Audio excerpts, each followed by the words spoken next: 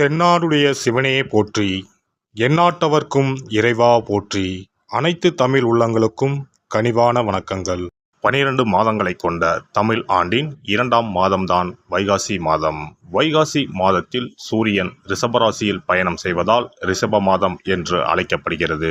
வைகாசி மாதத்தில் பல தெய்வ அவதாரங்கள் நிகழ்ந்ததாக கூறப்படுகிறது. வைகாசி பௌர்ணமி அன்று சிவபெருமான் நெற்றிக்கண்ணில் இருந்து 6 பொறிகளாக ஆறுமுக பெருமான் அவதாரம் எடுத்ததாக சொல்லப்படுகிறது. 6 தீப்பொறிகளும் 6 குழந்தைகளாக மாறி கார்த்திகை பெண்கள் கை தவழ்ந்த மாதமாக கருதப்படுகிறது. அப்படிப்பட்ட சிறப்புமிக்க வைகாசி மாதத்தில் 12 ராசிக்காரர்களுக்கு என்ன யோக பலன் கிடைக்கப் போகிறது என்று பார்க்கலாம். இம்மாத கிரகநிலை என பார்த்தால் மேசராசியில் புதன் பகவானும் சுக்கிர பகவானும் இணைந்துள்ளனர். ரிஷபராசியில் சூரிய பகவானும் குரு பகவானும் உள்ளனர். கன்னி ராசியில் கேது பகவானும், கும்பராசியில் சனி பகவானும், மீன ராசியில் செவ்வாய் பகவானுடன் ராகு பகவானும் உள்ளனர். சந்திர பகவான் கடகத்தில் ஆட்சி பலத்தோடு அமர்ந்திருக்க இந்த வைகாசி மாதம் துவங்குகிறது. இம்மாத கிரக பெயர்ச்சி என எடுத்துக்கொண்டால் வைகாசி மாதம் 6ஆம் தேதி, அதாவது மே மாதம் 19ஆம் தேதி அன்று சுக்கிர பகவான் ரிஷபராசியில் பெயர்ச்சியாகி ஆட்சி பலத்துடன் வலிமையாக இருக்கப் போகிறார்.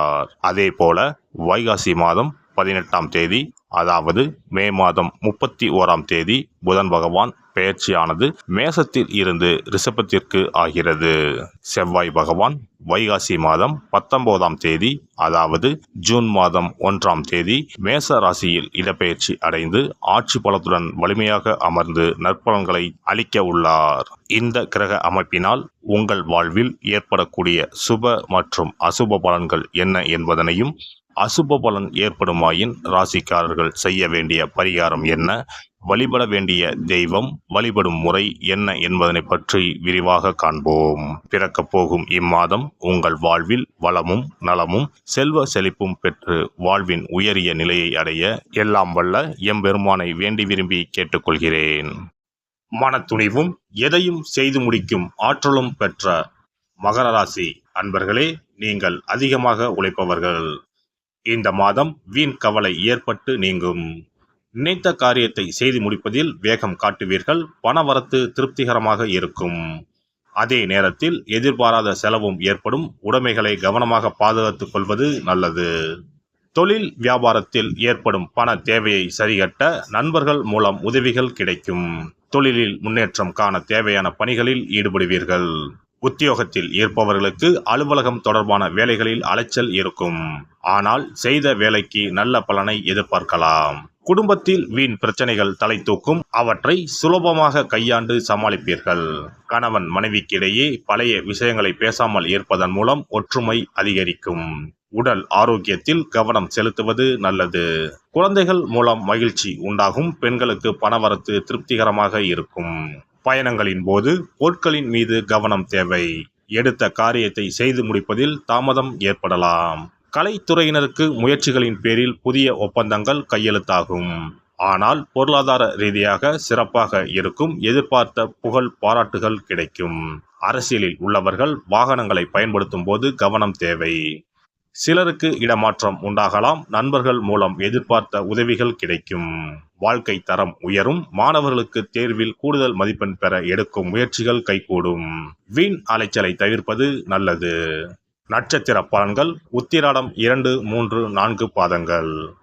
இந்த மாதம் வீடு மனை வாங்குவதற்கு, சுபகாரியம் செய்வதற்கு, நற்செயல்கள் எதுவும் செய்வதற்கு தடையாக இருந்து வந்தது. இனி அது மாறும். தாயாருடன் இருந்த மனக்கசப்புகள் நீங்கும். தாய் வழி உறவினர்களுடன் இருந்த மனக்கசப்புகள் பிணக்குகள் நீங்கி புது விதமான உறவுகள் நீடிக்கும். வேலைவாய்ப்பில் இருந்த சுணுக்கம் மாறும். உங்களது வாக்கு வன்மை கூடும். தைரியம் கூடும். திருவோணம் நட்சத்திரம். இந்த மாதம் பிள்ளைகளின் வளர்ப்பின் போது கவனம் தேவை. உடல் நிலையில் நல்ல முன்னேற்றம் காணப்படும். மாத்திரைகள் செலவினங்கள் குறையும். கணவன் மனைவி கருத்து வேறுபாடுகள் ஏற்பட்டு மறையும். கவனம் தேவை. வீண் வாக்குவாதம் வேண்டாம். நண்பர்கள் மூலம் அனுகூலம் ஏற்படும். தேவையற்ற வீண் விவாதங்களில் ஈடுபட வேண்டாம். யாரை பற்றியும் விமர்சனம் செய்ய வேண்டாம். அவிட்டம் 1, 2ஆம் பாதம். இந்த மாதம் தந்தையார் உடல்நிலை முன்னேற்றம் ஏற்படும். தந்தையுடன் கருத்து பரிமாற்றம் செய்யும் போது கவனம் தேவை. வேலை செய்யும் இடங்களில் மிகவும் எச்சரிக்கையுடன் நடந்து கொள்ள வேண்டும். பண விஷயங்களில் தேர்ந்தெடுத்து முதலீடு செய்யவும். தூங்கப் போகும் முன் குலதெய்வத்தை வணங்கிவிட்டு படுக்க செல்லவும். தேவையற்ற வீண் குழப்பங்கள், கற்பனைகள் வேண்டாம். பிரதோஷ காலத்தில் சிவனையும் நந்தியையும் தீபம் ஏற்றி வழிபட எல்லா பிரச்சனைகளும் நீங்கும், எதிலும் வெற்றி உண்டாகும், மன நிம்மதி ஏற்படும். சிறப்பு தொகுப்பு. இனி வரவே வராது என நினைத்த பணம் திரும்பி வருவதற்கு இதை மட்டும் செய்தால் போதும். நாம் கஷ்டப்பட்டு சேர்த்த அல்லது சம்பாதித்த பணத்தை யாரையாவது நம்பியோ அல்லது அவர்களுக்கு உதவி செய்வதற்காகவோ கொடுத்து ஏமாந்து இருக்கலாம். அப்படி இழந்த பணத்தை திரும்ப இனி வரவே வராது என நினைத்த பணத்தை கூட சில எளிய தாந்திரீக பரிகாரங்களை முறையாக செய்தால் திரும்ப பெற முடியும். இழந்த சொத்து, இழந்த பணம் மற்றும் நகை ஆகியவற்றை திரும்ப வீடு தேடி வர வைப்பதற்கான எளிய பரிகார முறைகள் பற்றி இங்கே தெரிந்து கொள்வோம்.